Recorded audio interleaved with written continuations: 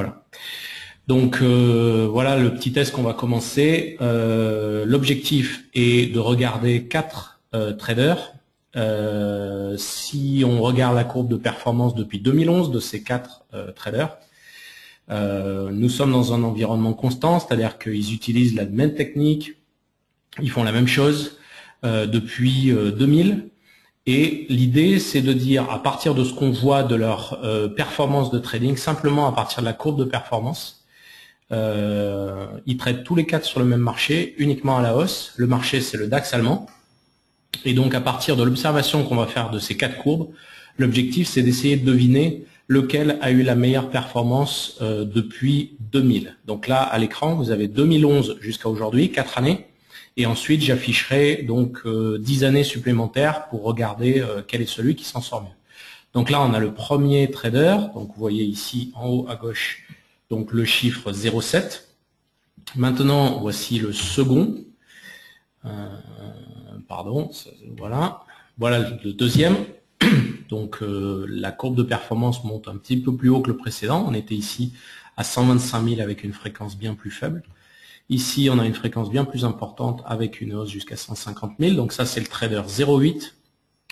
Ensuite, nous avons le trader 11 qui a une régularité plus importante mais un accident plus conséquent au départ.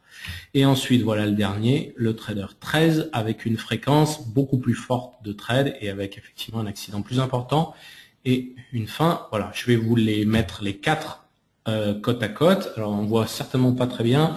En haut à gauche, c'est le 7, en haut à droite, le 8, en bas à gauche, le 11, et en bas à droite, le 13. Maintenant, donc comme je vous l'ai expliqué, l'objectif, c'est d'essayer de deviner, simplement à partir du comportement qu'on peut observer en sachant que c'est du trading à la hausse et que c'est sur le DAX, simplement à partir de ces courbes de performance. Donc de la même façon qu'on pourrait observer les performances d'un trader ou les performances d'un fonds ou les performances d'une stratégie de trading, la question c'est de savoir quel va être celui qui va avoir la meilleure performance et le moins risqué sur les 10 dernières années. Donc je lance le sondage, si vous voulez bien participer, il suffit de cocher.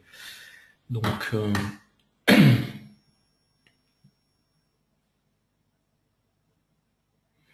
alors 45% de votants.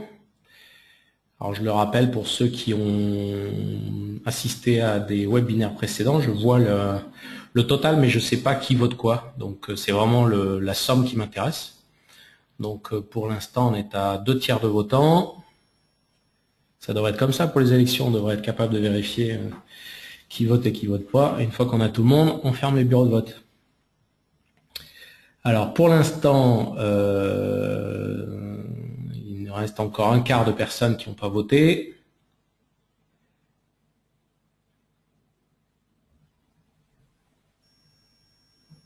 Alors, et ouais, forcément pour ceux qui sont en train d'arriver en cours de route, ça va être compliqué. Donc pour l'instant, vous êtes nettement moins convaincus par la première et la dernière.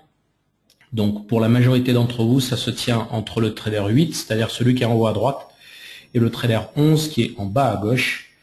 Et donc je vais arrêter là. Merci à ceux qui ont participé, on a 80% de votants. Donc ça nous donne 41% pensent que c'est le trader 8 qui aura le meilleur résultat, c'est celui qui est en haut à droite. Et 30% d'entre vous pensent que c'est le trader 11 en bas à gauche. Personne ne pense que c'est le trader en bas à droite, quasiment, c'est 10%, donc c'est vraiment un chiffre faible. Et 18% le trader en haut à gauche, le premier. Voilà pour ce vote. Alors, je vais maintenant passer à la courbe de performance depuis 2000 pour regarder un petit peu l'observation et on va commencer à rentrer dans le vif du sujet et vous allez voir pourquoi j'ai voulu commencer par cette observation par rapport à ce webinaire sur le hasard. Donc ici, la 7. Je vous rappelle donc la courbe de performance ici, donc les 4. Donc la 7, c'est celui qui a été le moins choisi par les gens. On s'aperçoit que c'est un trader qui a eu un certain succès depuis 2000 avec un pic de performance à plus de 70 000 € et un accident modeste ici en début de courbe aux alentours de 10 000 €. On reviendra après en détail. Deuxième trader, c'est le numéro 8. on s'aperçoit que c'est un trader qui est vraiment à son aise quand les marchés sont très haussiers. Il a un cumul de gains au-delà de 80 000. En revanche, il a un risque très conséquent quand les marchés sont baissiers. En début d'historique, on est dans les années 2000 avec une forte baisse des marchés et on s'aperçoit que donc ce trader est loin d'être le moins risqué. Je vous rappelle que c'est celui qui a obtenu le nombre de votes le plus important, puisque vous avez été 42% à choisir ce trader-là. Ensuite, vous étiez 29% à choisir ce trader-ci. Donc là, on s'aperçoit que donc on a également un trader très régulier. On retrouve l'accident qu'on a vu, hop là, voilà, ici, celui qui était en début de courbe. Et puis, donc on a un tout petit accident ici, un autre accident ici. Et globalement, on s'aperçoit que c'est le trader le moins risqué qu'on a vu sur, pour l'instant, les trois. Et voilà, le quatrième. Alors, le quatrième, il n'y a pas photo. Comment je fais pour effacer ça? Voilà, comme ça. Hop, le quatrième, il n'y a pas photo, puisque vous aviez été 11% à le choisir. Et effectivement, c'est un trader qui est capable de s'en sortir correctement dans les marchés haussiers et encore sans être vraiment convaincant. Et par contre, c'est la catastrophe absolue quand le marché est baissier en début d'historique. Il a perdu quasiment 50% de son compte avant de remonter. Alors, ici, nous avons les quatre ensemble, et donc voilà les courbes de performance. Alors, pourquoi est-ce que j'ai tenu à commencer par cette démonstration? Tout simplement pour vous montrer que lorsqu'on étudie soit des résultats de trading, soit la performance d'un fonds, soit un système de trading, quel que soit l'environnement dans lequel on va, si on n'a pas suffisamment de recul, on aura toujours simplement des données partielles et on ne sera jamais certain des résultats à long terme. Et tout ça parce qu'il y a deux choses qui tiennent compte dans la création de performance. C'est le hasard, c'est l'objet de ce webinaire. Et la deuxième chose, c'est la capacité du trader ou des stratégies à réagir en fonction de cet environnement. Donc on s'aperçoit que là, on a des comportements très différents. Vous avez été majoritaire à choisir cette courbe. Donc effectivement, c'est celle qui paraît le plus intéressante. Le problème, c'est que en 2000, il y a eu une succession de pertes qui ont été très conséquentes. Alors que, par exemple, cette courbe-là, pas grand monde l'a choisie parce que ces derniers temps, c'est un petit peu moins bien. Alors qu'en fait, sur l'ensemble, c'est un trader qui est très peu risqué. Et cette courbe-là a été choisie assez majoritairement, alors qu'elle est quand même relativement intéressante. Donc, il faut suivre son instinct. Maintenant, on va démarrer. Hop là, j'ai enlevé tous mes gribouillis. Alors, je vais vous parler du hasard, et s'il y a une seule chose que j'arrive à faire passer ce soir, un seul message, et c'est celui-là, ça sera l'un des plus importants. Notre cerveau n'est pas programmé pour comprendre le hasard et pour l'accepter. Et ça, c'est très important quand on est face à un environnement comme celui de la bourse. Alors pourquoi c'est important? Tout simplement parce que il n'est pas du tout certain que la bourse est hasard ou un environnement déterminé. Si l'environnement était sûrement pas du hasard, il suffirait de construire des équations relativement intelligentes et on parviendrait à gagner énormément d'argent. Le fait qu'il y a relativement peu de professionnels qui parviennent à battre les indices prouve, là c'est une démonstration par l'absurde et elle est évidente, elle est implacable, cela prouve qu'il y a une grosse part de hasard en bourse et qu'il n'est pas du tout certain d'ailleurs que la bourse ne soit pas que hasard. Parce que vraiment, si la bourse n'était pas que hasard, il suffirait de mettre une grosse équation et on gagnerait de l'argent. Donc ça, c'est vraiment très intéressant. Donc pour nous qui faisons le choix d'investir sur les marchés financiers, c'est absolument fondamental de s'assurer qu'on est dans un environnement aléatoire ou qu'on est dans un environnement déterminé. Et surtout, ce qui va être très intéressant, ça va être de comprendre pourquoi cette notion de hasard est fondamentale et comment elle va nous aider à faire un certain nombre de choix. L'idée à la fin de ce webinaire, c'est de vous parler donc du risque qui est associé à n'importe quel investissement. Et j'espère qu'après ma présentation, vous aurez un aperçu vraiment beaucoup plus précis de ce qui est le risque par rapport au hasard, par rapport au marché financier, et que vous serez capable de faire un certain nombre de choix qui vous aidera à prendre le moins de risques possible. Alors, voilà pour le hasard. Alors, définition du hasard, on va regarder donc la définition mathématique. Vous avez tous entendu se parler à l'école au moins une fois Des courbes de Gauss, les fameuses courbes de Gauss. La courbe de Gauss, c'est une représentation sur un échantillon d'un tirage. Par exemple, ça peut être le tirage du loto, ça peut être pile ou face quand on joue à pile ou face, ça peut être plein de choses dans la vie, la répartition dans la population, en fonction du QI, en fonction de la taille, en fonction de tout un tas de choses. Il y a énormément de choses qui sont liées au hasard. Et donc le hasard, c'est la répartition sous forme de courbe de Gauss, c'est-à-dire qu'on a une grande majorité de la distribution qui se fait à plus ou moins un écart type. Donc on voit ici les notions des écarts types. Donc plus ou moins un écart type, on a 2/3 de la population qui a un écart type. Dans 2 écarts types ici, on a 95% de la population, et à 3 écarts types, on a 99,7% de la population. Alors, il faut bien comprendre une chose qui est fondamentale, c'est que là, on parle de choses qui sont totalement aléatoires. C'est-à-dire que le prochain événement n'a aucun lien avec le précédent. Je fais 1m77, quelqu'un d'autre fait 1m75, il fait pas 1m75 parce que moi je fais 1m77. Il n'y a aucun lien entre les deux événements. On est simplement en train d'observer une répartition dans un échantillon, et donc on va classifier ça, et en fonction de ma taille, on va te placer à tel ou tel endroit de la courbe, et donc il y aura des très grands, des très petits, et au milieu une majorité de la norme, et c'est comme ça qu'on va se servir des courbes de Gauss. Donc quand il y a une répartition aléatoire, il n'y a aucune différence. Alors, voilà par exemple la répartition au niveau du QI, quotient intellectuel de la population. On s'aperçoit que à un écart type, donc ici entre là et là, on est à un écart type, 66% de la population est entre 80 et 120 de QI. Ensuite, on va aller à 2 écarts types et on va se retrouver à 80%, 95% de la population qui ont un QI entre 70 et 130. Ça, c'est avéré, et on va retrouver ces notions dans énormément de choses. Et ensuite, une fois qu'on va être sur les extrêmes, on est dans des cas rares où on a les surdoués d'un côté et les déficiences pathologiques de l'autre. Voilà pour ce qui est d'un exemple, par exemple, de répartition gaussienne. Alors, si la bourse était hasardeuse, et il n'est pas dit qu'elle ne le soit pas, mais si elle était hasardeuse, notre action en tant que trader serait vaine. Parce qu'en fait, on serait exactement comme au casino, face à une boule rouge et une boule noire, et chaque fois qu'il y a un tirage, il serait totalement impossible de savoir si le prochain tirage est rouge ou noir. Quand le croupier lance la boule ne se souvient pas si elle est déjà tombée rouge ou noire, et donc dans l'hypothèse d'une roulette parfaite et idéale, la prochaine sortie est aléatoire. Il y a une probabilité de 50% que ce soit rouge, 50% que ce soit noir.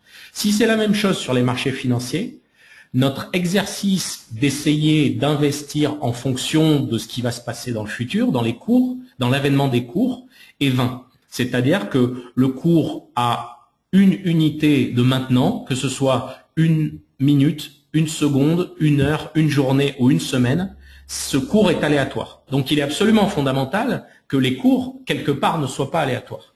Donc on va essayer de trouver un certain nombre d'éléments qui vont nous montrer ça, et vous verrez qu'ils sont bien moins nombreux que ce qu'on peut penser au départ.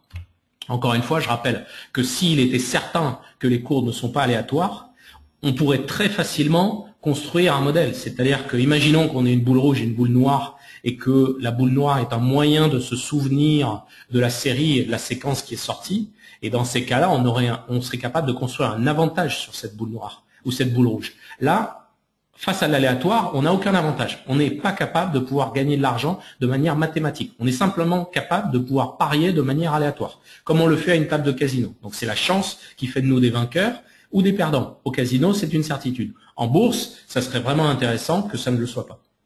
Alors la première chose, c'est que lorsqu'on va tracer sur une courbe de répartition les hausses et les baisses de chaque journée ou de chaque barre de trading, on va s'apercevoir qu'elles ne correspondent pas tout à fait à la courbe de Gauss qui est celle-ci.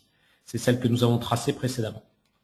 En fait, on va avoir une courbe qui va être comme celle-là, qui s'appelle une leptokurtose.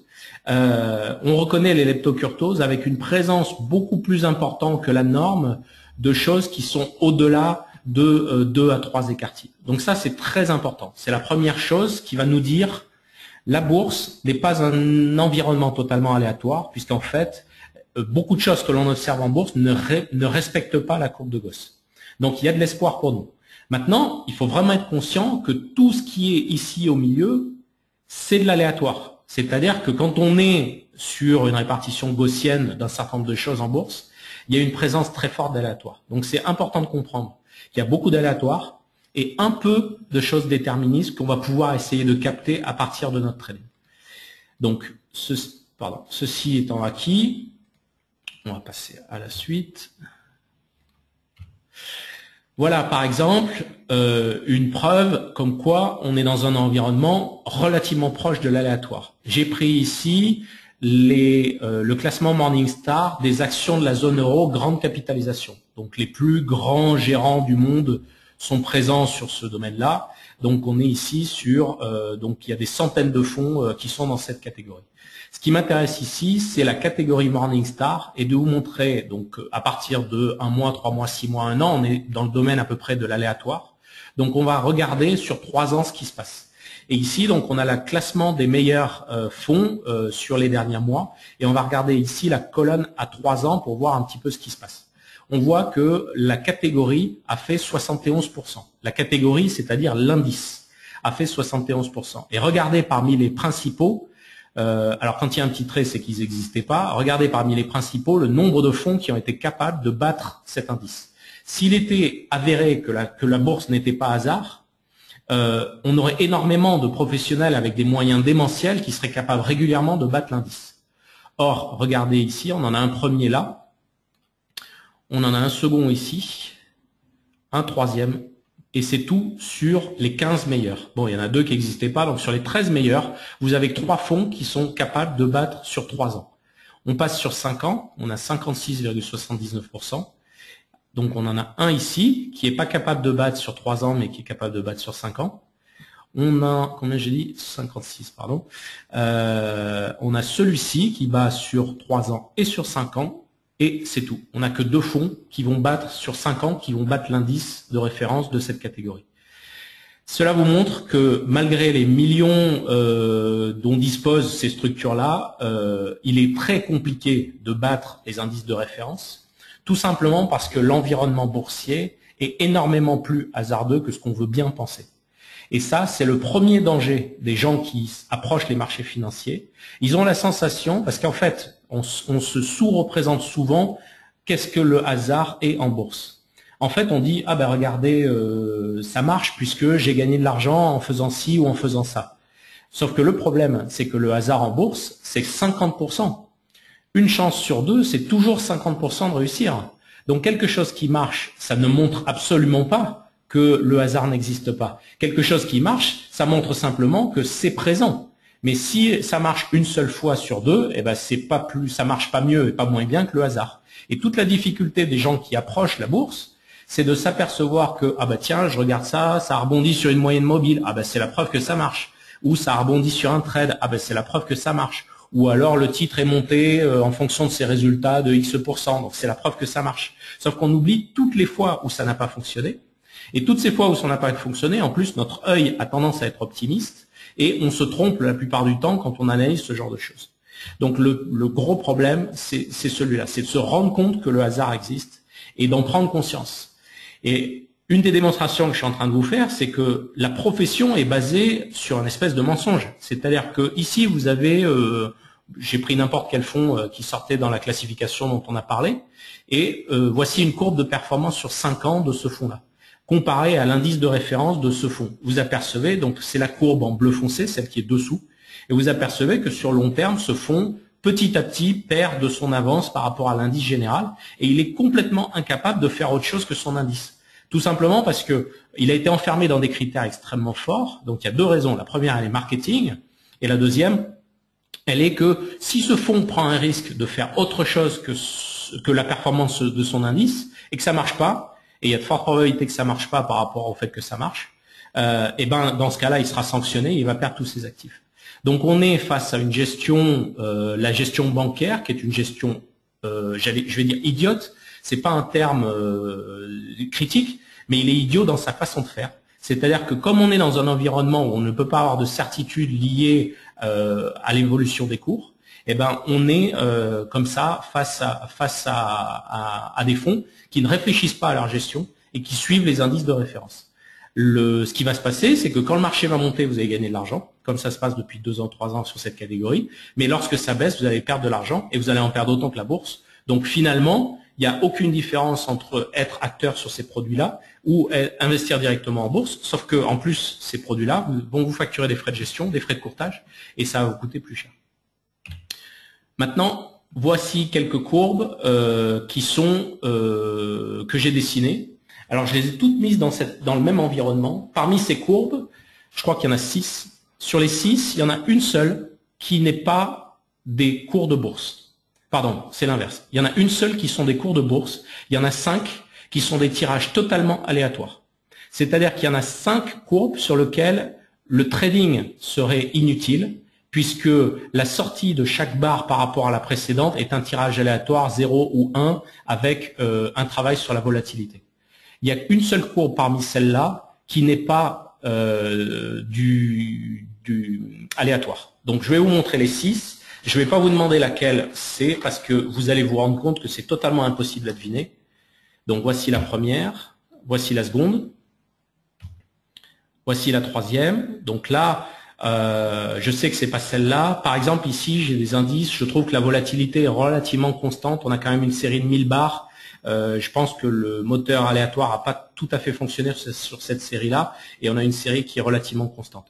Voilà, là j'ai un indice pour me dire celle-là c'est probablement aléatoire plus que réaliste, parce que si c'était réaliste, il y aurait plus de diversité dans les différents cours. Mais par exemple, je reviens sur la précédente, on s'aperçoit qu'à gauche on a beaucoup de volatilité. Ici, je pense qu'on n'est pas dans l'aléatoire non plus, parce que quand le marché baisse, on a tendance à avoir plus de volatilité que quand le marché monte. Donc le fait qu'on n'ait pas beaucoup de volatilité dans cette phase-là me laisse à penser qu'on n'est pas dans l'aléatoire. Mais pour quelqu'un qui n'a pas d'expérience, il va forcément se tromper. C'est-à-dire qu'il va être incapable. Ça, c'est la seule courbe qui est de bourse par rapport aux autres. Celle-ci, c'est un véritable cours et c'est la seule qui est par rapport aux autres. Ensuite, on a ici une courbe totalement aléatoire. De nouveau, on s'aperçoit qu'il y a un petit manque de volatilité qui était beaucoup plus présent ici. On a notamment dans les phases baissières des accélérations et des rebonds qui sont relativement plus violents. Donc ici, c'est un point moins vrai. Et voilà, il en reste encore une. Et donc celle-ci, par contre, elle est relativement intéressante parce qu'en début de mouvement, on a une volatilité faible. Une fois que le marché accélère, on a une volatilité qui est plus importante. Ça se voit par l'épaisseur des bougies. Et malgré tout, ici, c'est une série qui est totalement aléatoire. Donc si on faisait, quelle que soit la méthode que vous utilisez dans cet environnement-là, vous seriez voué à l'échec parce que les cours sont totalement aléatoires. D'accord ? Donc voilà, dernière démonstration pour voir le côté aléatoire des cours. Ici, je vous ai illustré les variations du CAC depuis 2000. Donc on a 15 ans de cours. Et en bas, j'ai compté le nombre de séances qui sont haussières moins le nombre de séances qui sont baissières. C'est-à-dire que chaque fois qu'on a une séance haussière, je rajoute 1. Chaque fois qu'on a une séance baissière, j'enlève 1. L'idée, c'est de compter la différence entre le nombre de séances haussières et de séances baissières. Il y a 4000 barres sur cet écran. C'est fortement zoomé, donc on ne voit pas les barres individuellement, mais croyez-moi, ça fait 4000 journées de trading depuis l'an 2000. Et vous voyez qu'en bas, il y a une différence de 146 jours de hausse par rapport aux baisses. Il y a 146 jours de hausse de plus que de jours de baisse. Ça veut dire que sur les 4000 barres, si on avait une répartition parfaitement aléatoire, on serait à 2000-2000. En réalité, on n'est pas à 2000-2000, on est à 2075 pour 1925. Imaginez quand même à quel point le hasard est présent, puisqu'on a une répartition quasiment aléatoire, alors qu'on ne peut pas dire qu'on est un marché qui a été complètement à plat. Ici, j'ai passé l'unité de temps en barre de 60 minutes. Ça veut dire que pour chaque journée, au lieu d'avoir simplement une barre d'une journée, j'ai des barres de 60 minutes. Alors je prends mes notes, ça représente maintenant 51 000 barres à l'écran. Sur ces 51 000 barres, on s'aperçoit que j'ai 1170 écarts entre le nombre de barres haussiers et le nombre de barres baissiers. On était tout à l'heure à 3,5% du nombre de barres, on est passé maintenant à 2,3% du nombre de barres. Il n'y a que 2% du nombre de barres qui sont l'écart entre les hausses et les baisses. Donc pour ceux qui sont convaincus qu'on n'est pas dans un environnement hasardeux, ça devrait commencer à les faire réfléchir. Et surtout, l'information, donc ici je suis passé maintenant en barre de 15 minutes, donc là je reprends encore une fois mes notes, ouais, on est à 200 000 barres, puisqu'on avait 51 000 en barres de 60 minutes. Donc si on divise par 4, on est à 200 000 barres. Et sur 200 000 barres, vous avez que 1% d'écart. Vous avez en bas à droite, vous voyez le chiffre, 2000. Vous avez que 1% d'écart entre le nombre de séances haussières et le nombre de séances baissières. Ça vous montre une deuxième information. Plus on va descendre l'unité de temps. Le daily, on avait 4% de barres. En 60 minutes, on avait 2,5% de barres. Maintenant, on n'a que 1% des barres. Plus on va descendre les unités de temps, plus il va y avoir du bruit, plus la série qu'on est en train d'analyser va être aléatoire. Et ça, c'est très important de comprendre ça également dans les notions liées au hasard. Et donc, plus les traders vont faire des choses à une unité de temps réduite, plus ils vont s'exposer au hasard. Et donc ça, c'est vraiment important à comprendre. Alors, maintenant qu'on a vu un petit peu le hasard, là, il y a quelque chose que je voulais vous montrer. Je passe juste une seconde dessus. Je dois voir ça là. Alors, hop, je vous mets le site de la Française des Jeux. Donc ça, je ne sais pas si vous avez déjà essayé de faire ça, c'est absolument fascinant. Vous allez sur le site de la Française des Jeux, vous tapez historique des statistiques du loto et ça vous amène directement dessus. Et ce qui est vraiment intéressant, c'est que vous pouvez taper n'importe quelle grille et regarder le nombre de fois que cette grille est sortie depuis un certain temps. Alors là, je crois que ça a été reseté parce que j'ai vu plutôt qu'il y a les statistiques que depuis 2008. Mais fut un temps, il y avait des choses qui étaient beaucoup plus anciennes. L'historique du loto depuis 2008. Non, apparemment, c'est des datas assez récentes. Bon, fut un temps, ils publiaient tout, mais là, maintenant, c'est plus récent. C'est pas très grave. Ce qu'on va faire, c'est qu'on va rentrer n'importe quelle grille de loto, comme vous pourriez le faire quand vous cochez, et on va regarder ce que ça donne au niveau des gains. Et ce que je vous invite à faire, c'est le faire vous-même pour vous rendre compte à quel point le hasard est quelque chose difficilement réaliste. C'est-à-dire que nous, on a en tête que quand on est dans un environnement de hasard, par exemple le loto, on se dit bah c'est pas grave, je vais mettre 1 euro parce que la chance est quand même là, même si je sais que ces chances sont infinitésimales, je pense que j'ai quand même, notre esprit va nous dire que j'ai quand même une chance relativement importante. La réalité, c'est que regardez, sur ces 177 tirages, les 10 meilleurs gains avec la combinaison que j'ai rentrée, ça aurait été 12 euros pour le premier, 12,20 € et 10,20 € pour le second. Je vous invite à le faire autant de fois que vous voulez. On peut en faire 2 ou 3. Hop. Je sais pas quoi. Je laisse le même numéro. Ah zut. Là. Voilà. Donc j'ai fait une deuxième grille. Je me suis trompé. Allez, reviens. Voilà. Alors je fais une deuxième grille, n'importe quoi. De toute façon.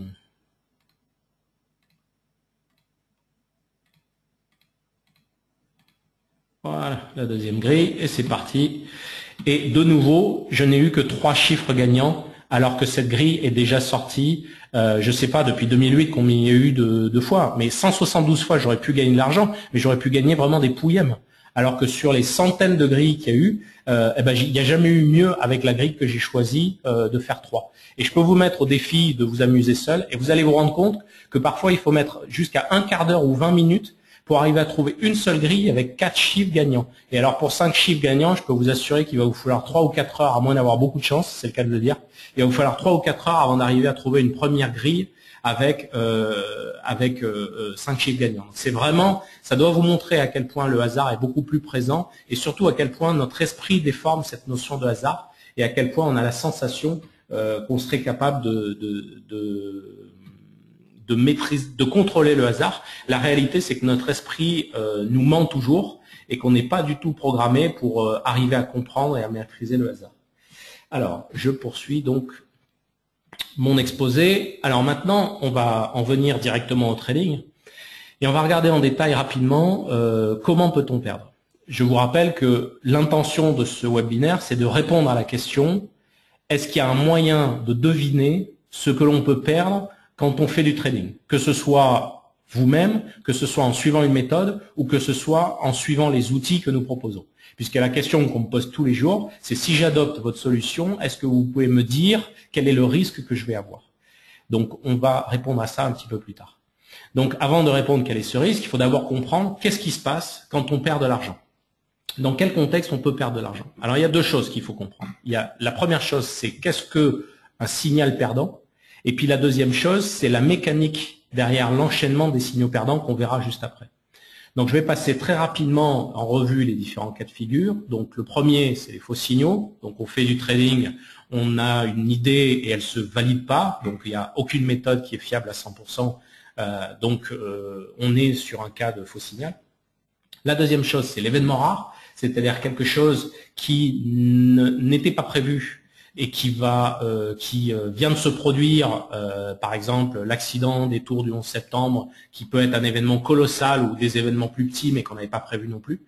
Le troisième, c'est le problème technique. On l'oublie trop souvent, mais au moment où on passe un ordre, où on doit le clôturer, si on est dans l'impossibilité de passer son ordre, ça peut aussi engendrer des pertes ou une moindre plus-value par rapport à ce qu'on espérait. Le quatrième, c'est l'exploitation d'un leurre. Alors, je parle de ça, l'exploitation d'un leurre, c'est-à-dire de quelque chose qu'on nous a dit que ça fonctionnait, alors qu'en réalité, la probabilité que ça fonctionne est que de 50-50.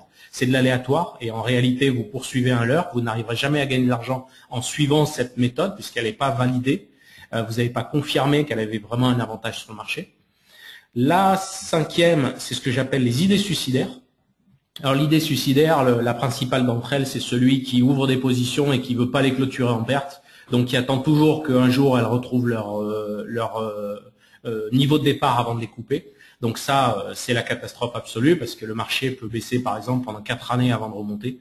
Donc il y a de quoi faire exploser son compte plus d'une fois. Et puis la dernière catégorie, c'est ce que j'appelle l'avantage trop faible. Donc vous suivez une méthode qui statistiquement est intéressante sur le marché, mais en réalité l'avantage qu'elle présente est un peu trop faible par rapport aux contraintes de votre gestion. Ça peut être les frais, ça peut être les éventuels problèmes techniques, ça peut être le suivi que vous faites qui n'est pas absolument fiable. Et toutes ces choses-là amènent à une situation où votre avantage est trop faible et vous terminez par ne pas réussir à gagner de l'argent. Donc on va regarder un petit peu en détail, plus en détail quelques situations. Donc ici j'ai un cas de figure où j'ai une stratégie qui a un taux de réussite exceptionnel, mais qui parfois va rencontrer. Alors attendez, je vais essayer d'écarter. Voilà, je pense que j'ai un petit peu plus de résolution là-dessus. Une seconde et voilà.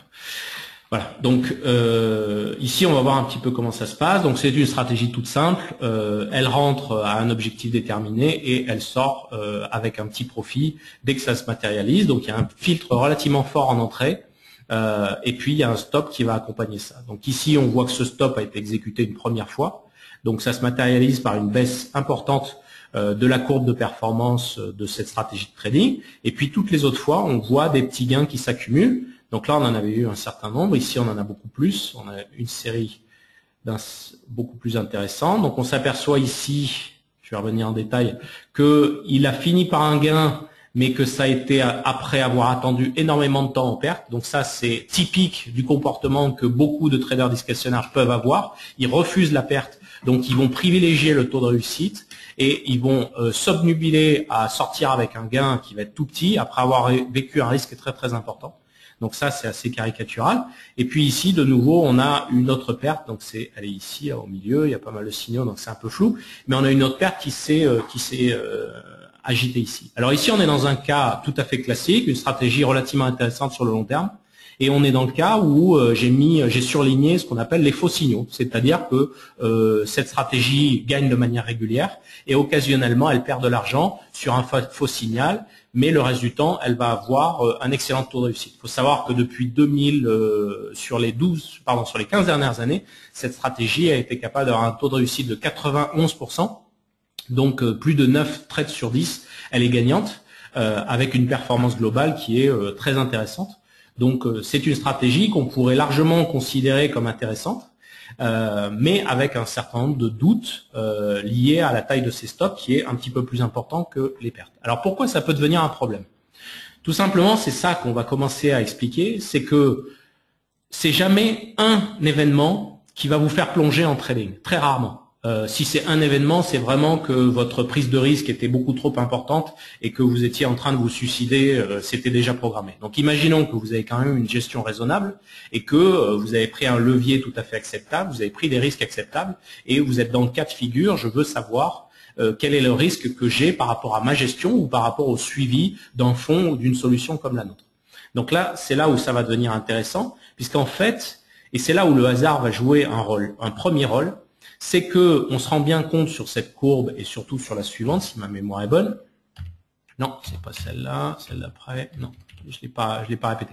En fait, c'est l'accumulation d'événements comme celui-ci qui pose un problème.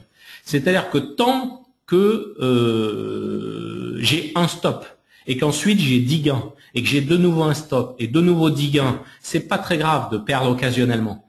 Mon problème, il est que à aucun moment je ne peux garantir que je ne vais pas rencontrer une situation dans le marché où je vais perdre un premier stop, puis un deuxième stop, puis un troisième stop, et pourquoi pas un quatrième et un cinquième. Et toute la difficulté, elle est là. C'est que cet enchaînement de stops, 1, 2, 3, 4, 5, sont liés à une seule chose, probablement plus que toute autre chose, c'est le hasard.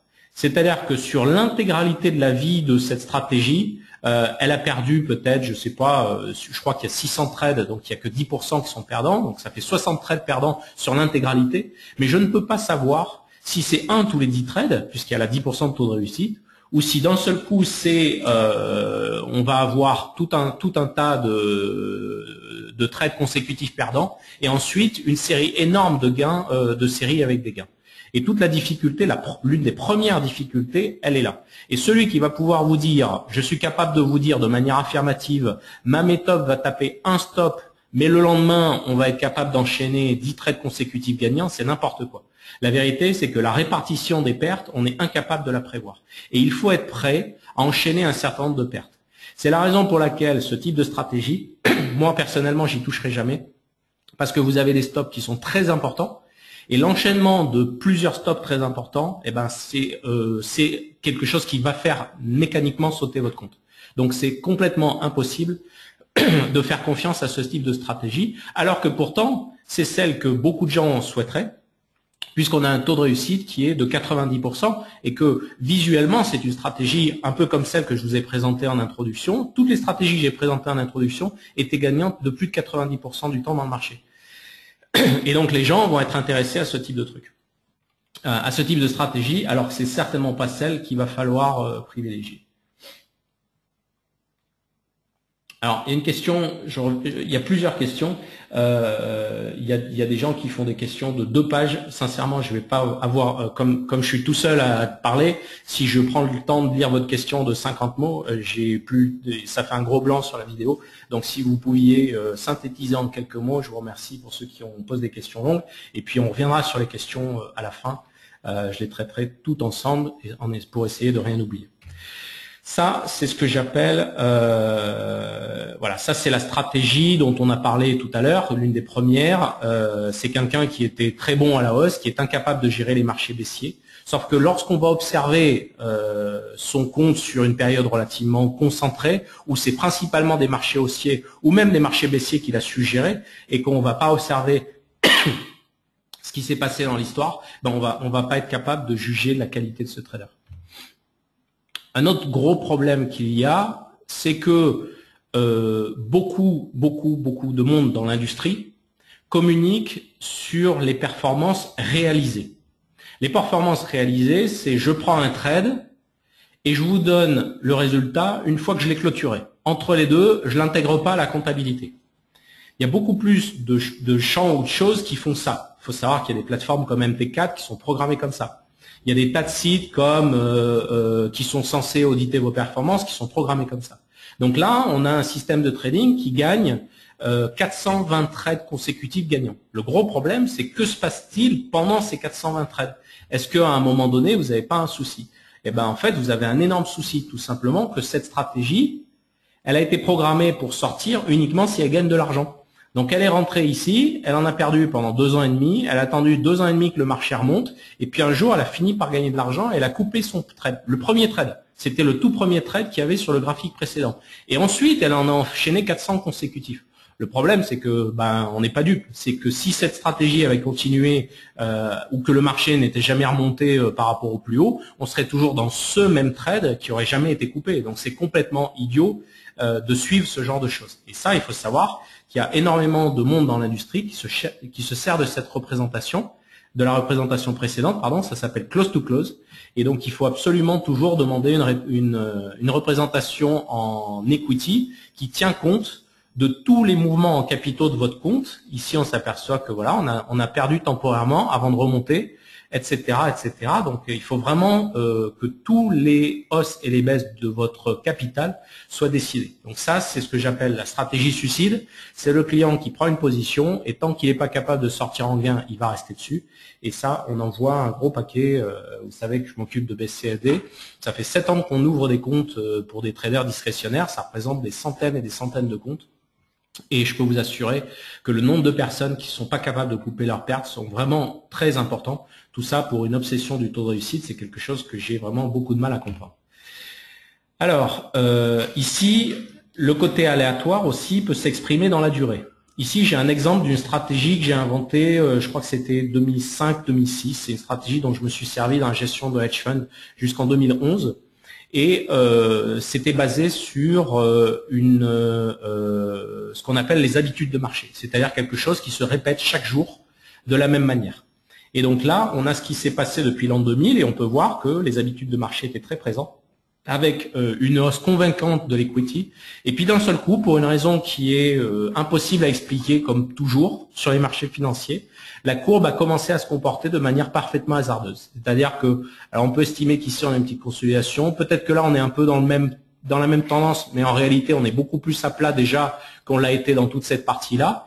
Et puis ensuite on a vraiment cassé le trend, on est dans cette phase-là. Alors je répète encore, le côté aléatoire, c'est 50-50. C'est pas forcément, je fais que des pertes. Si je faisais que des pertes, il suffirait de renverser la logique pour trouver une logique qui marche. Donc le côté aléatoire, c'est quand on a quelque chose qui n'est pas régulier.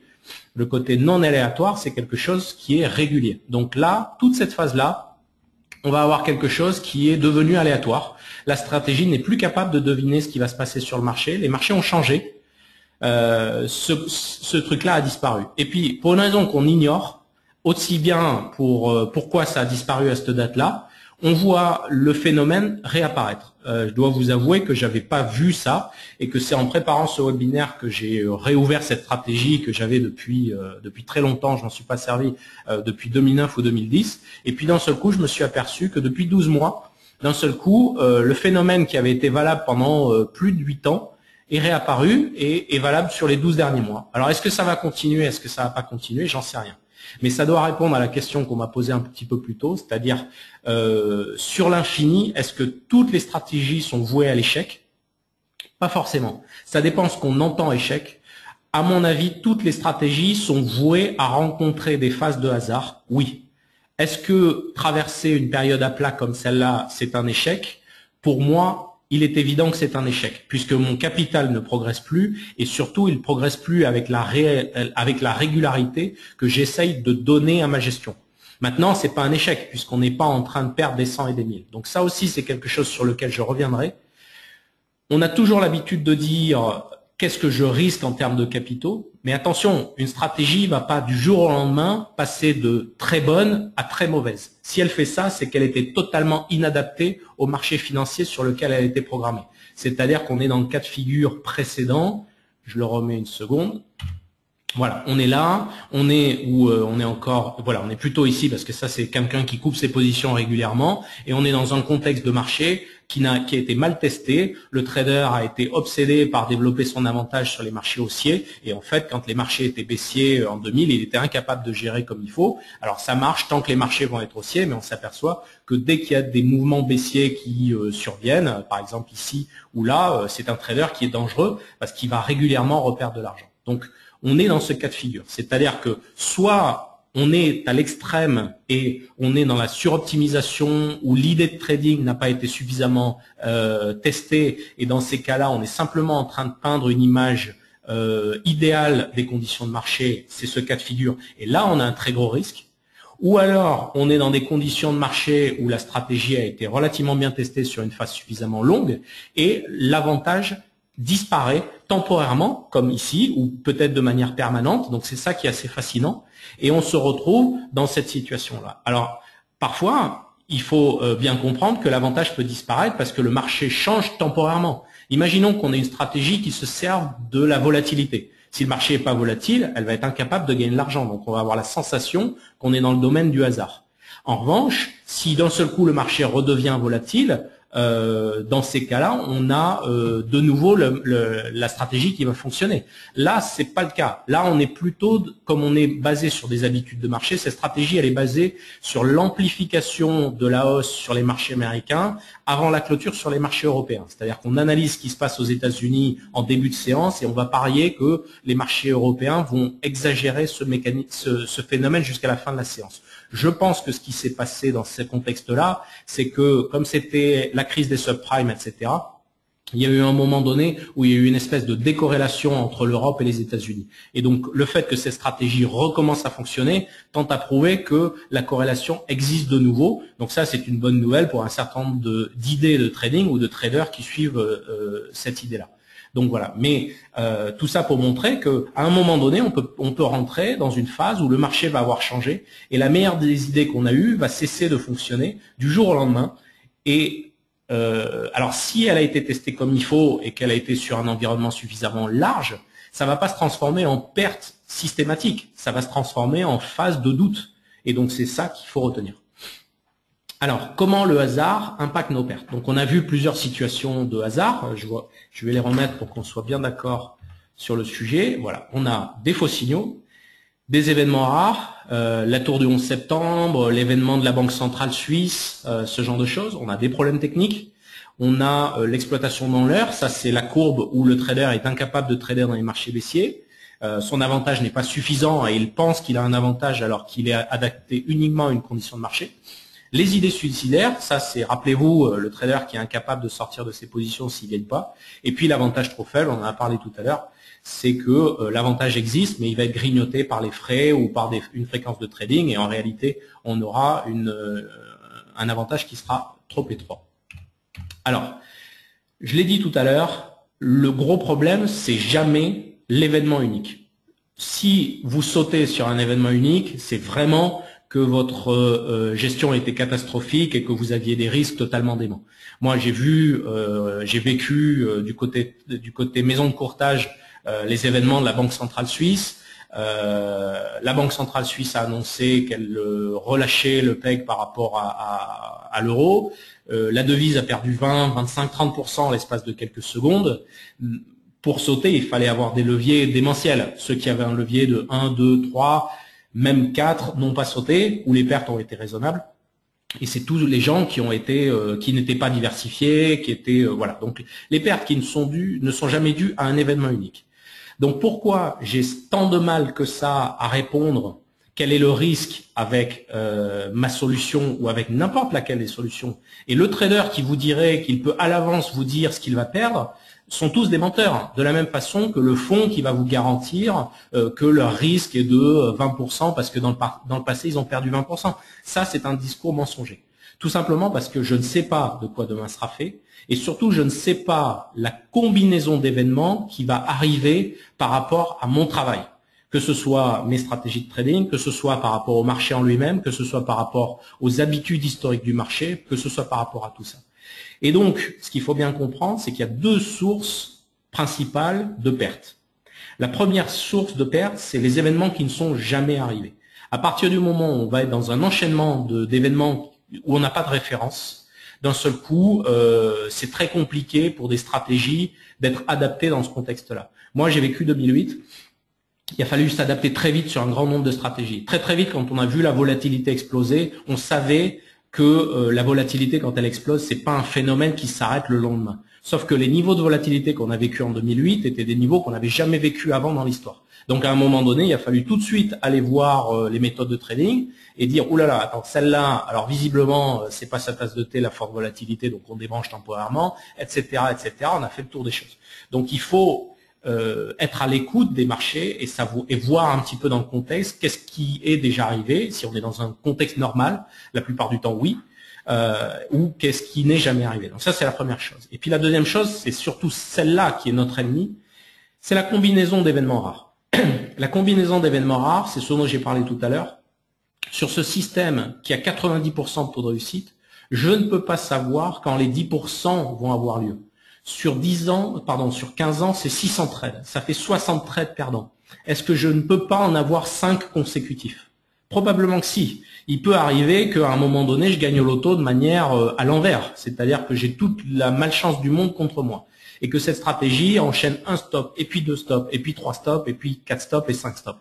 Et avant, elle avait jamais fait 2 stops consécutifs de toute sa vie, mais en réalité, là, elle en fait 5 consécutifs. Et quand on perd 5 fois consécutifs sur des sommes importantes, il n'y a aucun moyen de se relever. Et donc, la première chose à faire, c'est de s'assurer qu'on n'a pas de stratégies qui sont capables de nous mettre dans la merde à ce point-là. Donc, ça, c'est très important. Donc, rappelez-vous toujours, quand vous réfléchissez aux pertes, qu'est-ce qui va se passer? Est-ce que c'est, c'est toujours la même chose, c'est des événements qui ne sont jamais arrivés et la combinaison d'événements rares. Ça, c'est les deuxièmes choses. Je vais me permettre de boire un petit peu. Donne-moi une seconde.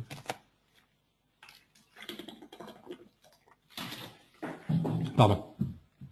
Alors, il y a un dernier cas dont on va parler. Visiblement, la webcam m'a perdu.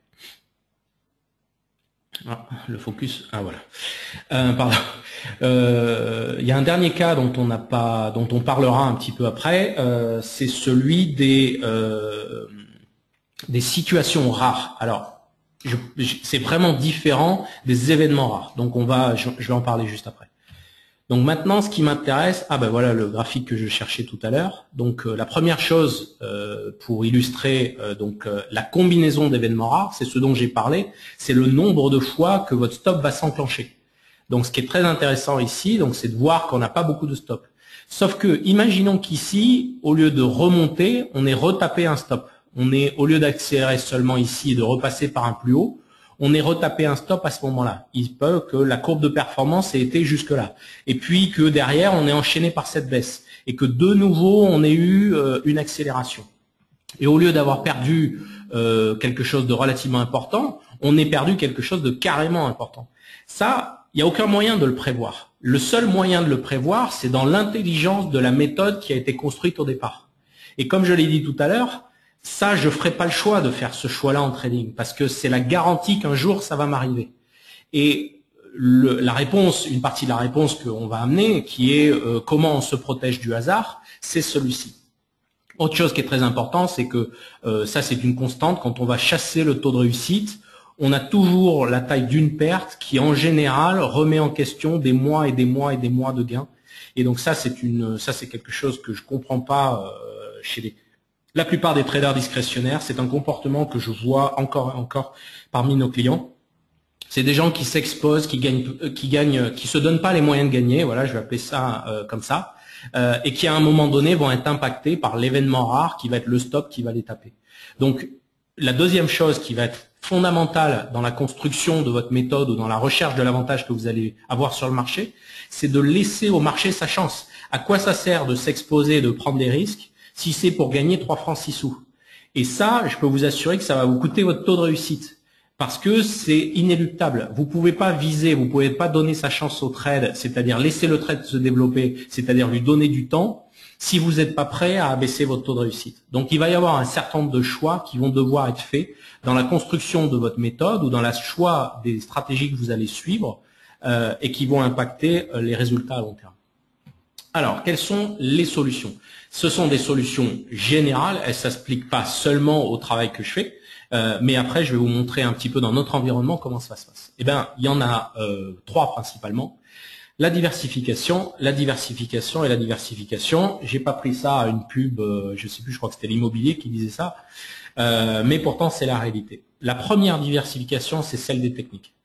Si je n'ai qu'une seule technique sur le marché, à un moment donné, le marché va m'allumer parce que je vais rencontrer cette situation incroyable qui devait jamais arriver. Si je parie sur, par exemple, la contre-tendance, je parie sur une exagération et sur le retour à la moyenne. Un jour, je vais rencontrer une décision de la Banque centrale suisse qui va défoncer mon compte parce que le retour à la moyenne, il n'existe pas une fois qu'on a chuté de 25%. Ou les tours du 11 septembre, ou les subprimes, ou quelque chose. À chaque fois qu'il y a de la volatilité, les stratégies de contre-tendance se font éclater. Idem, quand on travaille en tendance, si on n'a que de la tendance et qu'on tombe sur un marché qui dort pendant 2 ans continu, vous pensez que ça n'arrive pas? Moi, j'ai tradé en 2004 et 2005, je peux vous assurer qu'on s'est emmerdé pendant longtemps. et on s'est fait éclater sur toutes les stratégies de tendance parce que les tendances n'existaient plus, ou les tendances peuvent disparaître. Entre 2009 et 2011, le trading à haute fréquence a été plus important sur le marché des futurs qu'ailleurs, et vous aviez des mouvements qui étaient extrêmement violents à la sortie des news. Et ensuite, il se passait plus rien pendant tout le reste. Il n'y avait pas de ce qu'on appelle la propagation du mouvement. Et donc, dans ces cas-là, la diversification des techniques est le seul moyen de vous protéger contre ça. Si vous tradez uniquement avec un seul point de vue, vous allez vous faire allumer, c'est une certitude. Quand je parle diversification des techniques, je parle aussi du sens dans lequel on va trader. Les marchés, pour l'instant, sont haussiers depuis un certain temps sur les indices, sont baissiers sur les matières premières. On doit trader dans les deux sens. Je ne sais pas de quoi demain sera fait. On doit être dans un sens dans son trading et on ne doit surtout pas occulter le sens différent. À l'heure actuelle, bien évidemment que ça rapporte pas d'argent de trader les indices à la baisse, mais si ma méthode est bonne, je vais pas perdre beaucoup d'argent. Par contre, le jour où les marchés vont se retourner, je serai présent et ça m'évitera des pertes conséquentes. Parce que si je ne trade que à la hausse et que le marché se retourne, là, ça va être une grosse casse. Voilà, ça c'est la première chose. La deuxième chose, c'est la diversification des marchés. Alors attention, derrière la diversification des marchés, je précise un point très important. Il faut vraiment parler de marchés qui sont diversifié, c'est dans le titre. Mais quand on trade le CAC et qu'on dit je vais rajouter du DAX, c'est pas vraiment une diversification. C'est deux marchés qui sont quand même pas mal différents, mais on n'est vraiment pas en train de faire quelque chose de totalement différent. C'est pareil, quand on va rajouter du Standard & Poor's, c'est un marché qui est très bruité. La présence du hasard est beaucoup plus importante là-bas parce qu'il y a beaucoup plus d'acteurs qui font du Standard & Poor's que les autres marchés. Et donc, on ne diversifie pas du tout. On s'expose encore plus au hasard que si on faisait autre chose. C'est la raison pour laquelle moi, quand je fais mes recherches, j'essaye toujours d'abord de trouver un produit qui va m'intéresser au niveau de la complémentarité par rapport à ce que j'ai déjà. Voilà. Donc ça, c'est au niveau de la diversification. Donc pour l'instant, je trade l'or, le pétrole, le CAC, le DAX, et je viens de rajouter le dernier point, le D, la diversification par complémentarité. Alors qu'est-ce que ça veut dire la complémentarité? C'est deux marchés qui vont soit avoir des comportements complètement opposés sans avoir rien à faire l'un avec l'autre, donc ça c'est relativement difficile à trouver, soit ça va être des marchés qui vont trader carrément sur des horizons de temps différents. Donc la complémentarité, c'est par exemple quand je suis en train de trader le jour avec une stratégie sur le DAX allemand, et puis que je coupe ma position en clôture ce soir, et que l'argent qui n'est plus sur cette stratégie sur le DAX allemand, je vais l'utiliser pendant la nuit pour trader l'indice japonais par exemple, ou l'indice australien. Donc ça, j'ai une complémentarité qui va être quasi parfaite entre deux indices. Ensuite, cette complémentarité, elle peut parfois être moins parfaite, c'est-à-dire qu'on peut choisir une stratégie qui reste un peu en position sur le marché européen et qui quand même on va compléter par du trading sur les marchés asiatiques.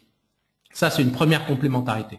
La deuxième complémentarité, bien évidemment, elle est d'aller chercher des marchés qui n'ont rien à voir les uns avec les autres. Par exemple, l'or, qui n'a rien à voir avec les marchés d'indices, leur taux de corrélation est relativement faible, etc., etc. Donc, je vous laisse imaginer le potentiel de diversification, mais il y a un seul moyen de se protéger contre le hasard qui va frapper un jour ou l'autre, quelle que soit la méthode que vous allez suivre, c'est cette diversification. Je prends des idées qui sont fondamentalement différentes les unes des autres, sur des marchés qui sont fondamentalement différents, et je les complète avec quelque chose qui est encore différent. Et c'est grâce à ça que je vais réduire mon risque. Maintenant, je vais vous illustrer ça en images.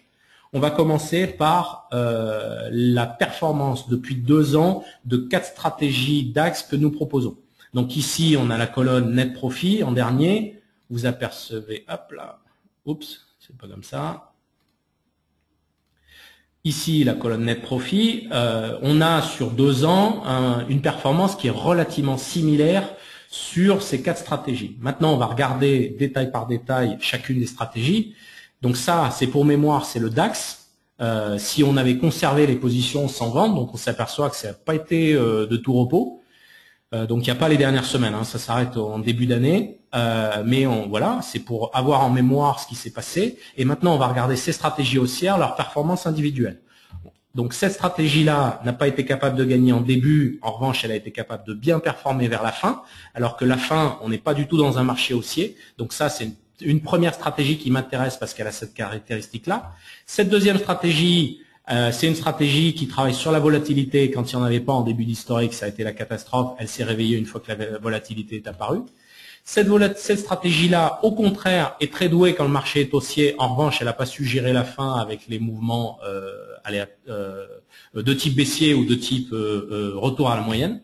Et puis pour terminer, on a cette stratégie-là qui visiblement n'aime pas bien les marchés baissiers puisqu'elle a perdu dans ce contexte-là et est capable de faire pas mal dans les marchés haussiers. Donc là, on a 4 stratégies qui sont vraiment très différentes les unes des autres. Alors vous allez me dire, mais individuellement, quel est l'intérêt d'avoir ces stratégies-là? Ben, l'intérêt, il est uniquement dans le fait que ces stratégies, il est à 2 niveaux. Le premier niveau, il est que ces stratégies sont complémentaires, c'est-à-dire que leur ressemblance est faible. Et la deuxième chose, elle est que chacune de ces stratégies remplit les critères de choix sur les 15 dernières années. C'est-à-dire qu'elles sont suffisamment fiables. Elles ne sont pas trop complexes. Elles n'ont pas rencontré, elles ne présentent pas d'exposition au hasard telle que je l'ai définie tout à l'heure, etc., etc. Pour chacune des stratégies, je vais toujours faire attention que ces stratégies me donnent une chance de gagner à l'avenir. Parce que plus je vais dessiner une stratégie idéale dans le passé, comme les stratégies à 90%, je peux vous en vendre des paquets. Si vous en voulez, je peux vous en fournir à l'appel. Le problème, c'est que ces stratégies, dans le futur, elles vous feront perdre de l'argent de manière certaine. Moi, c'est pas ce qui m'intéresse. Je trade en réel, j'utilise mes outils, je suis en contact régulier avec mes clients et ce que je veux, c'est que tout le monde gagne de l'argent. Et ça ne peut passer que par le diagnostic d'un avantage important sur le marché et l'exploitation de cet avantage. Alors, même si cette courbe, elle vous paraît pas intéressante, je peux vous assurer que moi, je l'ai sélectionnée parce que sur une quinzaine d'années, elle est intéressante. Ça, c'est son premier critère, même si elle a une phase de doute en plein milieu. Et le deuxième critère, c'est qu'elle est complémentaire par rapport à celle qu'on vient de voir. Alors voilà maintenant les 8 stratégies complémentaires, les 4 mises ensemble, les 4 stratégies haussières. Alors je vais vous reprendre, je l'ai pas mis à côté, voilà le DAX.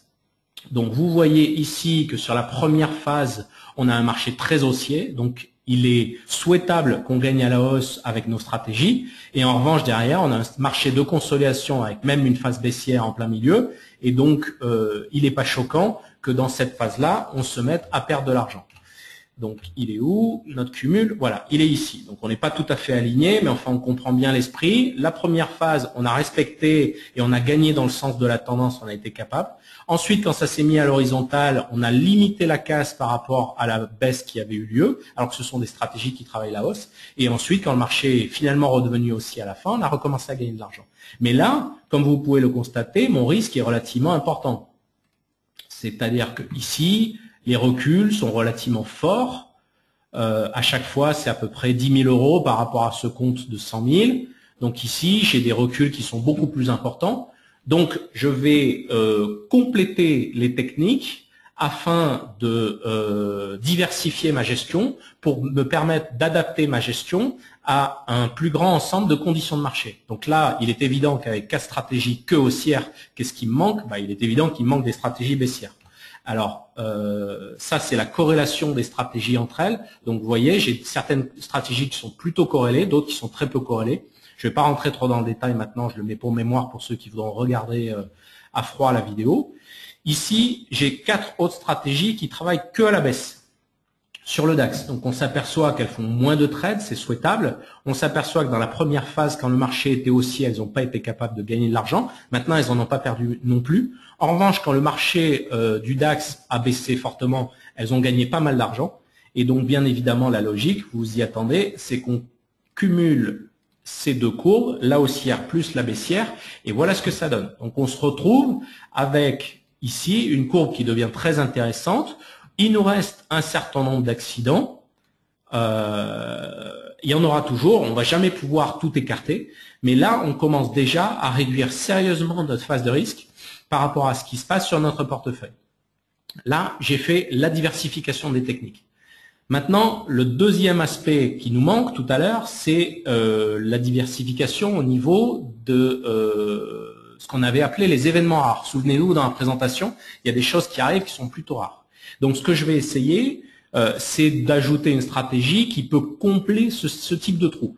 L'idée ici, alors c'est pas moi qui l'ai eu, hein, c'est simplement de se dire qu'est-ce qui se passe à ce moment-là, quel est le point faible sur un marché comme le DAX et comment je pourrais arriver à trouver une stratégie qui peut arriver à combler ces trous-là. Sur le DAX, il y a un problème très particulier, c'est quand tu as une phase de transition, c'est-à-dire que quand le marché commence à se retourner après une phase de hausse qui passe à la baisse, dans toute la première phase du marché, les signaux ne sont toujours pas vraiment baissiers. C'est comme si le marché continue de vouloir la hausse, la hausse, la hausse. Alors que le résultat des cours est baissier, mais le comportement est haussier. Ce qui fait que nos stratégies baissières ne gagnent pas d'argent et nos stratégies haussières se font défoncer. Et c'est ça qui va avoir lieu sur le DAX et qui va faire qu'on va avoir à chaque fois ces retours sur le DAX. Donc là encore, à la réponse, quel est le risque que j'encours avec la solution? J'en sais rien, parce que je n'ai aucun moyen à l'avance de savoir combien de temps va durer cette transition et quelle va être sa force. Ici, par exemple, elle a été de 12 000 €, à peu près 10%. Ici, elle a été moins importante. Ici, on a eu des toutes petites transitions. Donc, je n'ai à l'avance aucun moyen de savoir et personne n'a le moyen de savoir si ces phases de transition ne pourraient, par exemple, pas durer pendant 1 mois et demi ou 2 mois parce que la baisse ne se déclenche pas vraiment. Donc, dans ces cas-là, je ne peux pas vous répondre à l'avance quelle est la baisse, quel est le risque que je cours. La seule chose que je peux vous dire, c'est que si je regarde sur les 15 dernières années avec ces stratégies-là, que le risque à un moment donné a été de X%. Mais ça, c'est la seule chose que je peux faire. Sauf que ça sert rigoureusement à rien. Je peux vous dire, par exemple, le risque est de 7%. Mais ce risque de 7%, je ne peux pas vous dire demain, ça nous fait courir un risque un peu plus important à 8% ou à 9% ou à 10%. J'en sais rien, puisqu'il y a toujours une part d'aléatoire qui va jouer là-dedans. Ma seule véritable protection, elle est d'essayer de réduire ce risque en continuant ma diversification. Donc maintenant, ce que je vais faire, c'est que je vais ajouter, donc ça c'est toujours pareil, le tableau des corrélations. Donc bien évidemment, les stratégies baissières sont totalement inversement corrélées des stratégies haussières, rien de surprenant là-dedans. Donc voilà ici la stratégie qui m'intéresse, que je vais ajouter maintenant au portefeuille. C'est une stratégie qui va tenter de prendre des mouvements baissiers, comme ici, et qui va avoir un stop rapide. Ensuite, elle va tenter un stop rapide. Elle tente un stop rapide, etc., etc. Le problème de ce type de stratégie, c'est que individuellement, c'est une catastrophe, parce que c'est une stratégie qui va avoir un taux de réussite très faible. Elle va avoir un nombre de stops incalculable. C'est exactement l'inverse de celle que je vous ai présentée plus tôt. Elle n'est pas du tout dans le contrôle du risque, celle-là. Elle est capable d'enchaîner 50 stops consécutifs perdants.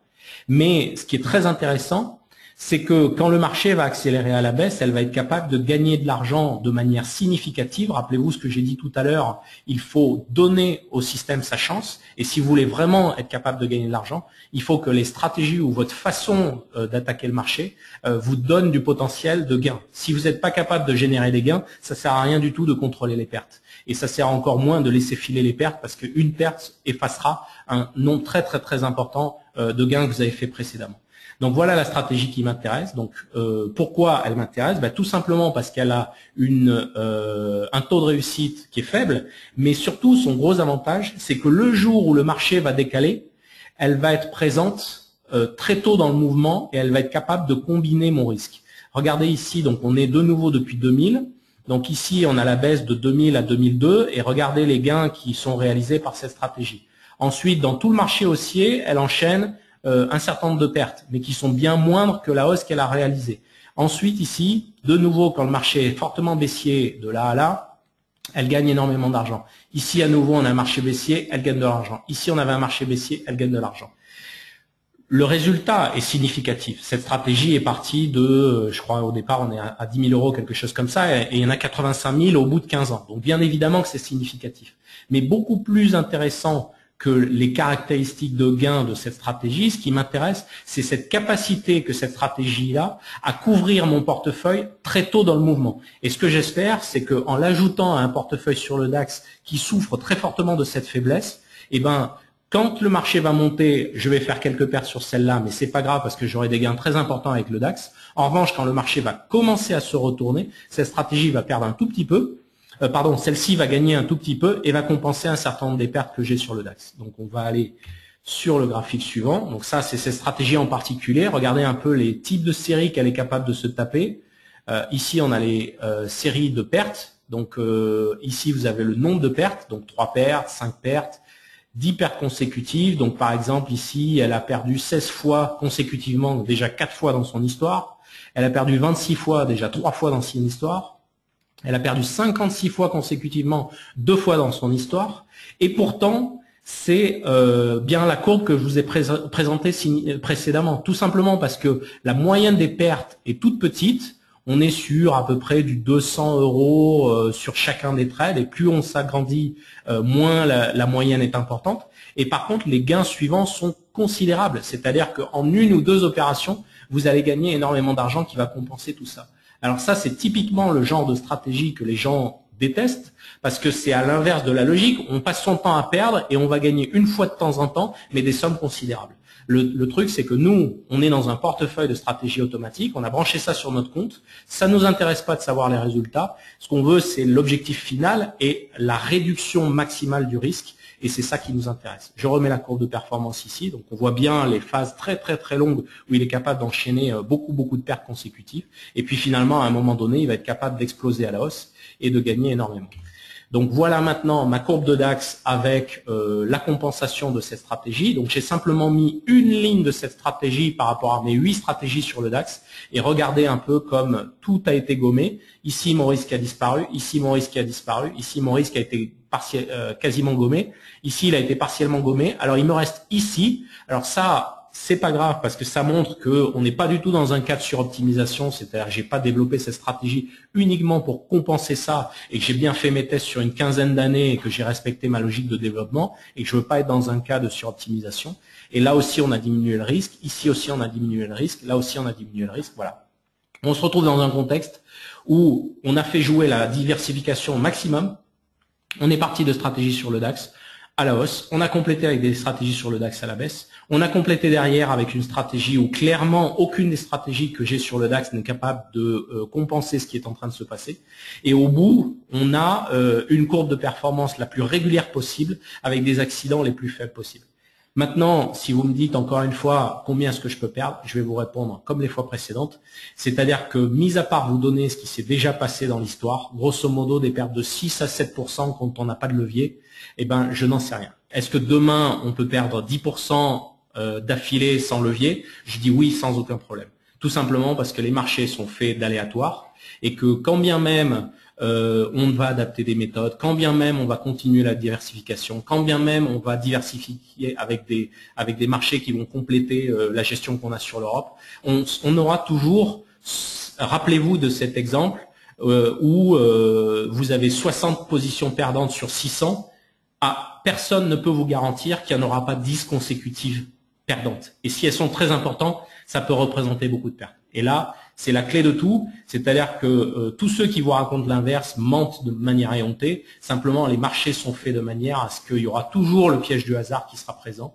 Et on est impossible de garantir que ce hasard ne vous frappera pas à un moment donné. Donc la seule protection, c'est d'avoir un nombre de stratégies suffisamment différents, des stratégies qui n'ont rien à voir les unes à faire avec les autres, des stratégies qui se complètent en style et en technicité, et des stratégies qui se complètent avec certaines qui travaillent le jour, d'autres la nuit, etc. Et plus on va travailler cette diversification, plus on va réduire le risque. Mais bien évidemment, on est dans le domaine de la bourse, on ne peut pas le supprimer.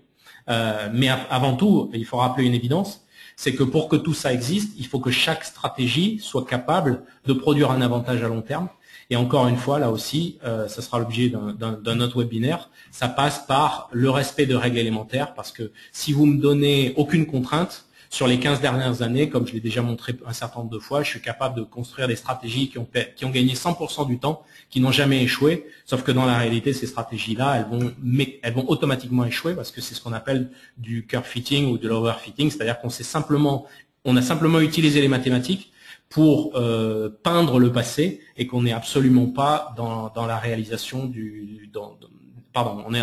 on n'est pas en train de travailler un avantage mathématique, c'est-à-dire quelque chose d'élémentaire sur le marché qui se répète encore et qui à certains moments nous permet de gagner de l'argent. Voilà, alors on passe, voici les deux courbes, donc ça c'est la comparaison au niveau des risques, donc je vais passer très vite parce que je vous les ai montrés, mais regardez celui-ci comme il a disparu totalement, celui-ci a été, voilà, d'accord, Celui-ci a été abaissé, voilà, donc et celui-ci n'a pas du tout disparu. En revanche, celui-ci a complètement été disparu.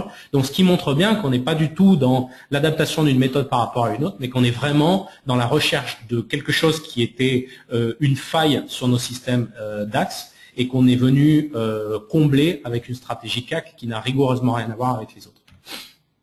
En conclusion, alors, je reprends un petit peu les grands points de cet exposé. La gestion classique, vous vous êtes exposé au hasard, c'est-à-dire que entre les contraintes marketing, les contraintes de gestion et le fait que la bourse est beaucoup plus hasard qu'on ne le pense, toute la gestion classique est basée derrière un espèce de mensonge, c'est-à-dire qu'ils ne font ni plus ni moins que suivre les indices qui sont à leur disposition. Donc le seul moyen de s'extraire de ça, c'est d'essayer d'aller chercher une gestion dynamique.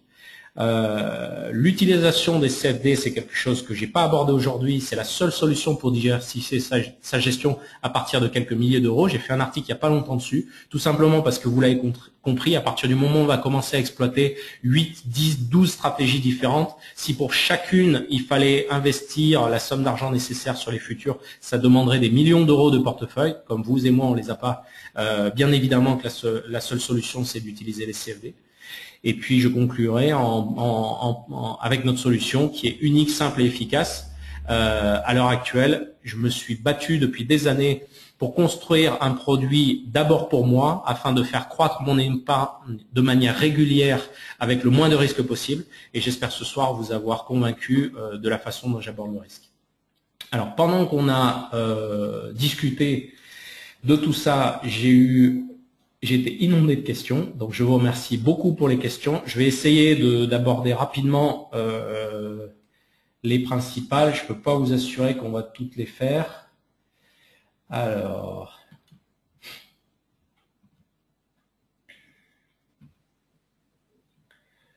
forcément, il faut que je lise, donc donnez-moi un instant.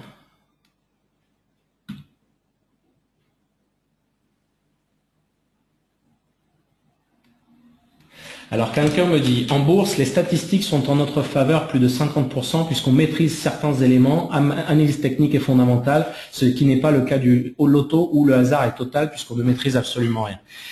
C'est toujours la même raison qu'on me donne pour essayer de démonter mon argumentation. Il m'a fallu des années avant d'intégrer cette notion du hasard. J'ai commencé ce métier en 1995. J'ai découvert ma première stratégie de trading en 1998, après 3 années, quand finalement j'ai compris que le hasard était énormément plus présent.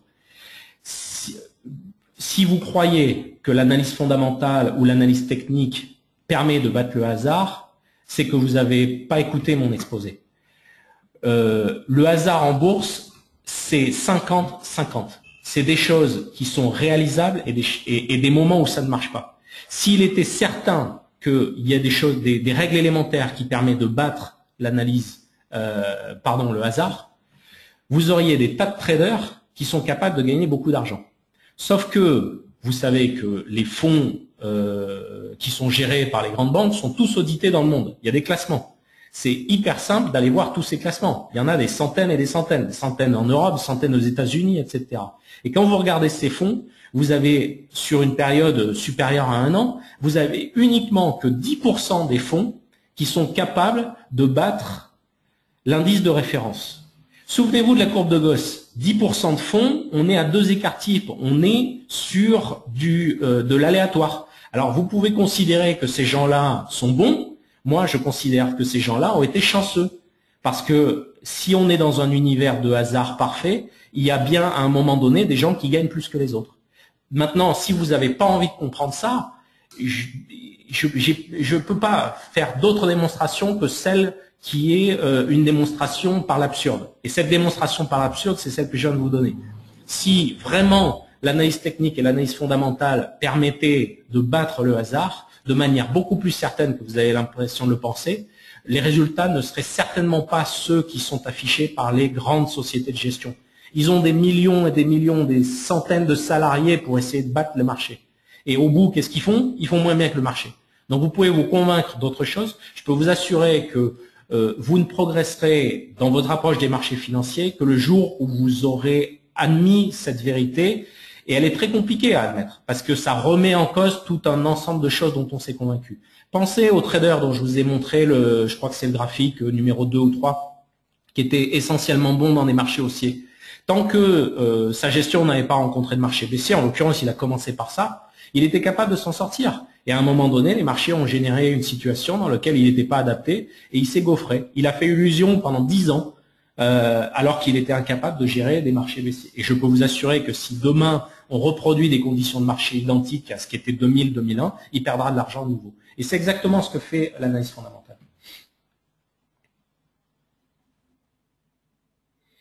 Alors, comment faire pour un petit capital avec des stops? C'est une longue agonie et sans stop sur chaque position, on peut perdre plus de 1% du capital. Alors, j'ai pas vraiment de réponse à ça. Le seul élément vrai par rapport à ça, c'est que vous devez privilégier les stratégies ou une stratégie qui sera une stratégie de trading qui va vous permettre de gagner le plus possible quand elle va passer en gain. Et vous devez viser ça. C'est-à-dire que c'est typiquement des stratégies de tendance ou d'événements rares. Vous devez surtout pas limiter le nombre de pertes. Parce qu'en fait, plus une stratégie respire, plus elle va avoir des stops relativement importants. Donc, pour les petits capitaux, c'est ce qu'il faut faire. Alors, vous allez me dire que c'est en dépit du bon sens, parce que c'est un peu la solution que je viens la dernière stratégie que je viens vous présenter. Elle a un taux de réussite de 12% sur 15 ans. Elle a un taux de réussite extrêmement faible. Sauf que le stop est très très très petit par rapport à des gains qui sont très importants. Si vous donnez cette chance à ces gains, vous vous en foutez d'enchaîner comme elle 56 positions perdantes consécutives, parce que votre gain sera considérable. Et c'est là où les gens échouent, tout simplement parce qu'ils privilégient quelque chose de totalement différent, qui est l'auto de réussite ou le confort psychologique par rapport aux positions. Et en fait, c'est ce qui va les conduire à la ruine, parce qu'en fait, le jour où ce gros gain va se matérialiser, ils auront coupé, parce qu'ils vont chercher l'avantage psychologique avant de chercher l'avantage mathématique. Et n'oubliez pas, en trading, il n'y a qu'une seule vérité, c'est celle de votre compte. Alors, il y a un témoignage qui dit « Je comprends mieux mes phases excellentes, normales et mauvaises, voire suicidaires. » C'est gentil. Est-ce que ça vous arrive de trader directement pour vos clients après un entretien en choisissant nos stratégies et ensuite vous gérez pour le client en prenant éventuellement une part des gains car c'est vous qui prenez le risque? Je ne sais pas ce que vous entendez directement derrière ça et moi je suis très clair là-dessus. J'ai pas passé un seul ordre personnellement depuis presque 10 ans maintenant. Je confie toute ma gestion à des automates de trading. Et donc, par contre, dans le cadre de notre solution, on présente énormément de stratégies différentes et chacun de nos clients peut avoir un entretien avec mon équipe pour décider quelle stratégie brancher. On propose deux portefeuilles exemples qui vous disent quelles sont les stratégies que nous recommandons pour un premier portefeuille équilibré. Donc ça, c'est directement accessible à tous les clients. Et alors je m'avance un petit peu parce que c'est pas tout à fait signé, mais ça fait plusieurs mois que je suis en discussion avec une société de gestion pour être à même de proposer des solutions gérées. La contrainte de la solution gérée, c'est que ça sera à partir d'un montant de capital relativement important, un petit peu plus important que les comptes qu'on peut ouvrir chez nous. Donc voilà, mais pour l'instant, je préfère pas en parler puisque c'est encore un petit peu tôt par rapport à ça. Alors...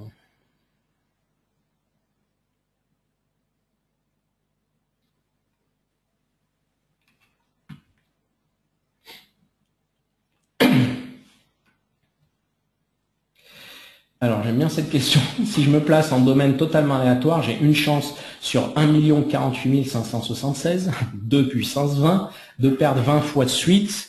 Est-ce que je suis d'accord? Alors, je suis d'accord dans un environnement totalement aléatoire. Le problème, c'est que la bourse ne l'est pas. Donc, on ne peut pas projeter ce qui serait valable ailleurs et ce qui ne l'est plus en bourse. C'est ça le problème. C'est que si la bourse était totalement aléatoire, c'est ce qu'on a dit plus tôt. D'abord, ça serait inutile d'essayer de faire du trading. Mais par contre, on pourrait connaître un certain nombre de choses. C'est-à-dire qu'on pourrait essayer de ce que j'appelle naviguer autour de la moyenne. C'est-à-dire que si un marché fait 10%, tous les intervenants vont faire 10%. Le marché va être un jeu à somme nulle. Certains intervenants vont faire 11, certains vont faire 9. Donc là, si on était dans un environnement totalement aléatoire, on pourrait essayer de piquer à ceux qui sont les moins bons et essayer de se remplir les poches.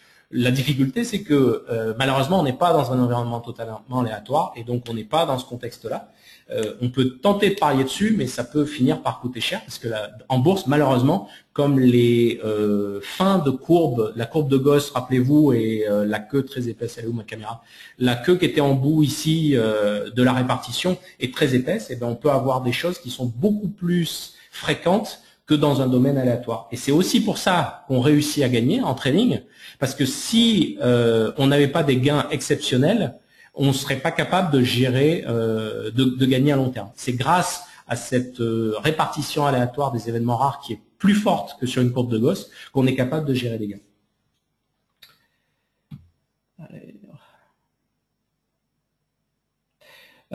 Sébastien, si vous pouvez prendre contact avec nous, c'est une question un peu plus personnelle et donc il faut qu'on reparle de votre problème. En gros, on achète l'indice en période haussière et on vend l'indice en période baissière et on dort en période orange, c'est facile. C'est ça.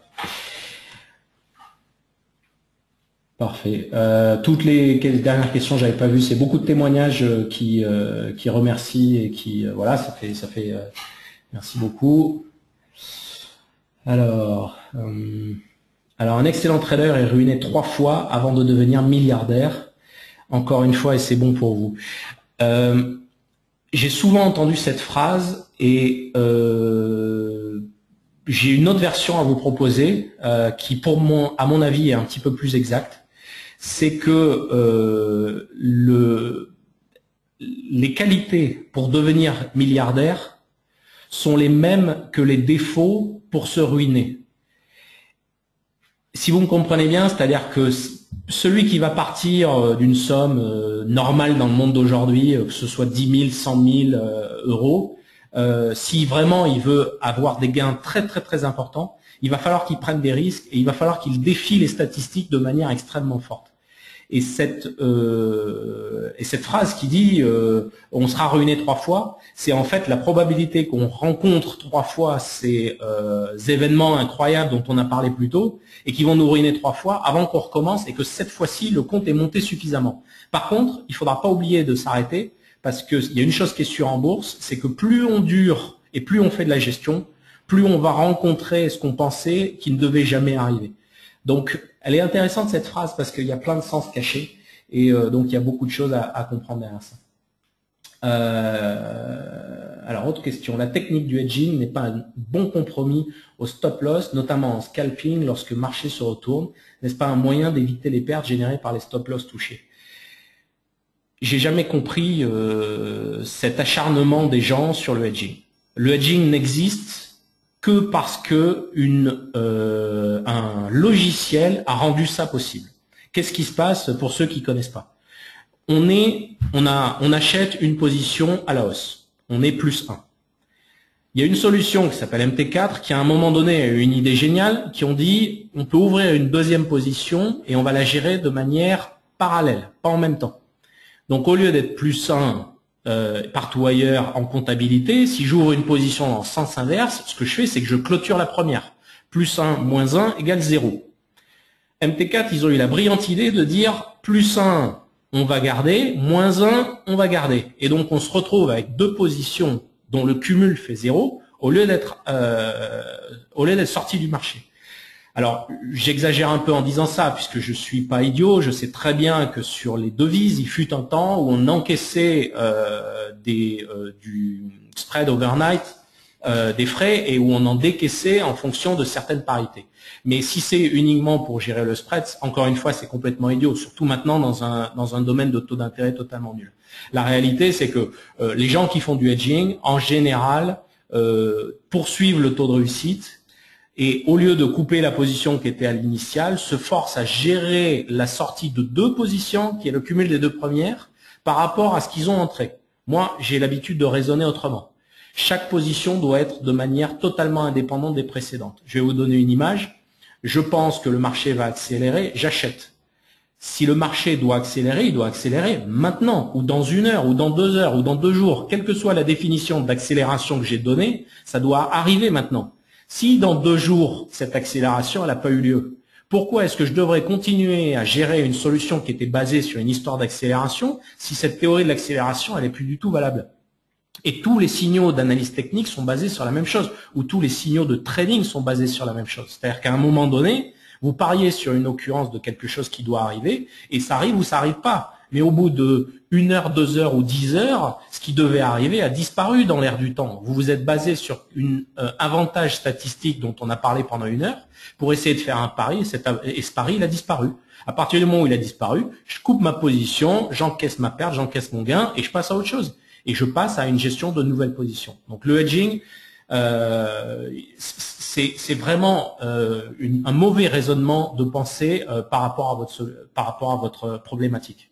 Et je pense que ça construit de mauvaises habitudes dans votre gestion, parce que comme je viens de le dire, ça va vous forcer à gérer indépendamment 2 positions qui ont été ouvertes entre guillemets sous la contrainte, puisque la seconde a été soldée pour couvrir la première. Donc ça n'a pas de sens. Donc très sincèrement, voilà. Alors, qu'est-ce que j'ai d'autre? J'ai des témoignages assez marrants. Moi, je vais les garder pour moi. Alors, ah oui, tiens, quelqu'un me rappelle, il y avait un témoignage. J'avais noté quelques anecdotes et je les ai oubliées. Alors, je vais vous les donner en vrac. Ça va être moins passionnant que si ça avait été donné en cours d'autre. Mais avec Charles de Repère, on a un petit jeu. On recherche les événements rares, les choses incroyables qui passent dans les médias ou dans la vie de tous les jours, ou etc. Et on en fait une collection. Et parfois, donc là, j'ai les plus incroyables à vous donner. Il y a quelque temps, il y a à peu près 1 an de ça, ici à Malte, j'ai rencontré une personne lors d'un événement social qui est multimillionnaire, largement multimillionnaire. Et ce type, je lui donnais 60 ans. Et il me dit, j'ai 40 ans. J'ai dit, t'as 40 ans? C'est un truc de fou, quoi. Il dit, ouais, mais moi, ma vie, j'ai déjà vécu 5 ans de vie. Alors, j'ai dit, mais qu'est-ce qu'il est en train de me raconter? Alors, il était un peu alcoolisé en plus. Donc, j'ai dit, mais c'est quoi ton histoire? Il me dit, ben voilà. Il dit, je travaillais pour Goldman Sachs du temps où ils avaient des bureaux dans la tour du World Trade Center, et j'étais dans la tour le 11 septembre. Je m'en suis sorti. Ensuite, je suis allé en vacances, en voyage de noces à Bali avec ma fiancée, et j'ai été dans les attentats de Bali. Ma fiancée est morte lors de ces attentats-là. Moi, je m'en suis sorti simplement avec une petite blessure à la main. Ensuite, j'ai été en vacances avec ma deuxième fiancée et j'étais lors du tsunami. Alors, je me rappelle plus si Bali c'était avant le tsunami, mais enfin, ça change pas grand-chose à l'histoire. Et j'étais en Indonésie lors du tsunami en Asie, et ma deuxième fiancée est décédée dans le tsunami, et moi je m'en suis sorti. Et il a dit, ce jour-là, j'ai décidé que plus rien ne pouvait m'arriver, et j'ai commencé à vivre, à brûler la vie. Je roule à 200 sur les routes, je prends des risques incroyables, voilà. Et jusqu'au jour où la mort m'attrapera. Et j'ai trouvé cette histoire complètement incroyable, la probabilité qu'une même personne puisse être dans ces 3 endroits-là en même temps, la probabilité qu'il soit frappé de plein fouet avec ses 2 copines qui elles décèdent alors que lui aurait pu y passer. Enfin voilà, il y a des chemins de vie. Quand on dit qu'on n'est pas capable d'appréhender le hasard, voilà, je pense que ce mec, il a dû péter un plomb à un moment donné, ça a dû lui cramer les neurones, et puis voilà, il a dû dire, le hasard, moi maintenant j'ai compris ce que c'est. C'est une chance sur des milliards et des milliards, et c'est impossible d'accepter ça. Donc il se met à cramer la vie, il défie la vie, et je sais pas comment ça va se terminer. Mais en attendant, ce qui est intéressant, c'est ce qu'on parlait tout à l'heure, c'est qu'il prend tellement de risques qu'il a gagné un fric monumental parce qu'il a pris tellement de risques que ça a fini par payer. Donc l'histoire, elle est quand même assez intéressante. La deuxième petite histoire, celle-là c'est une hypothèse, mais je l'ai empruntée à un auteur célèbre sur le hasard, dans le monde du hasard. Si vous ne connaissez pas, c'est Nassim Taleb qui est vraiment une référence. Et il a une phrase dont j'essaie toujours de me souvenir quand je suis face au marché financier. Il dit un truc tout con, il dit, si vous prenez suffisamment de singes et qu'à chacun vous leur donnez une machine à écrire, un jour ou l'autre, il y en a bien un qui va pondre quelques lignes qui sont parfaitement lisibles. Et ça, ça résume le hasard. C'est-à-dire que quand on défie les chiffres et quand on est dans un environnement où il y a énormément de chiffres, à un moment donné, va se passer quelque chose qui est hautement improbable. Et le fait qu'un singe soit capable de taper quelques lignes qui ont tout leur sens est improbable. Mais en fait, si vous mettez suffisamment de singes dans une pièce avec chacun une machine à écrire, ben, il y en a bien un qui va finir par y arriver. Et ça, c'est une image que je garde toujours à l'esprit qui est vraiment extraordinaire par rapport à cette aventure. Dernière petite histoire, je l'ai racontée à l'écrit puisque j'ai fait 2 articles sur ce sujet-là. Et c'était un de mes clients BestCFD. Il est plus client, je sais pas trop ce qu'il devient, et qui faisait du trading sur l'or. Et puis ça faisait 1 an et demi qu'il tradait, il n'avait jamais été capable de gagner un centime. Son compte était passé de 40 000 petit à petit aux alentours de 10 000. Et puis un jour, il s'est mis à trader sur l'or et à gagner pas mal d'argent. Puis son compte est passé 10 000, 20 000, 40 000, 100 000. Et puis aux alentours de 300 000 euros, mais très rapidement, en l'espace de 15 jours, je me suis dit, tiens, je vais appeler ce client. Et j'ai dit, écoutez, vous avez une chance extraordinaire. J'ai jamais vu ça dans ma carrière, passer de 10 000 à 300 000 en l'espace de comme ça, de 2 semaines et demie. Je vous conseille de retirer, faites-vous plaisir. Il faut que vous soyez conscient de la chance que vous avez eue. Prenez tout votre argent, payez votre maison, payez-vous des vacances, faites ce que vous voulez, mais c'est la même chose qu'avoir gagné au loto, et franchement, prenez le pactole et barrez-vous. Et le mec m'a répondu, et je me souviendrai toujours de cette réponse parce que j'étais sur le cul. Le mec m'a dit, ah mais vous avez rien compris. J'ai enfin compris comment fonctionnent les marchés financiers de manière certaine. Je vais ouvrir une société de gestion et je vais devenir riche comme ça. J'ai dit, à mon avis, on n'a pas fini de rigoler. Alors, on a raccroché, et puis j'ai continué à observer son compte, et puis au bout de 2 semaines plus tard, il a dû bien rigoler, puisqu'il m'avait largement prouvé que je m'étais trompé, puisqu'il était monté à 990 000 euros. Vous imaginez, 10 000 euros au départ, en 5 semaines, 990 000 euros. J'ai déjà fait un article avec les captures d'écran de cette histoire. C'est vraiment le truc le plus dingue qui me soit arrivé. Et puis la fin, elle est encore plus dingue, parce qu'un jour, il a pris une position. À 1 million, il était toujours pas rassasié. Il a pris une énième position. 24 heures plus tard, il lui restait 25 000 euros.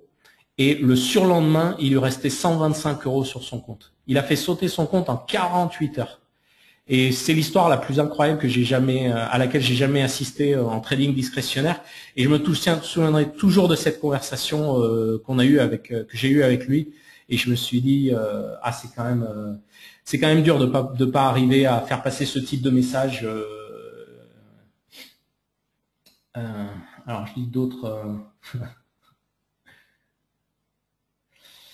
Alors, on me demande si j'ai une formation de mathématicien.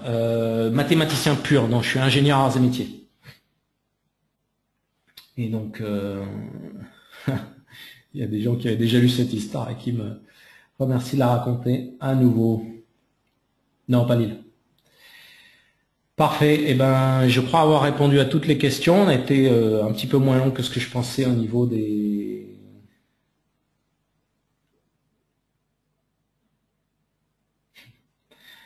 Ouais. Bon, on pourrait faire des heures et des heures sur le monde du hasard. J'espère que j'ai attiré votre attention d'un œil un petit peu plus, j'allais dire, expérimenté, que vous avez compris un petit peu que l'environnement dans lequel on lutte est beaucoup moins noir ou blanc que ce qu'on pense. Et si déjà j'ai arrivé à attirer votre attention sur ce sujet-là, c'est que mon webinaire a réussi. Et donc je vous remercie beaucoup pour votre attention, d'être resté jusqu'au bout, parce qu'on est encore plus de 50 à cette heure-là. On a eu un pic à 70 personnes sur les 100 enregistrés. Ça fait vraiment plaisir de partager ce type de moment avec vous. Et je vous remercie. Et surtout, n'hésitez pas, si certains veulent poursuivre la conversation, à envoyer des emails, que ce soit moi ou mon équipe. Ça sera avec grand plaisir. À très bientôt pour un nouveau webinaire. Merci.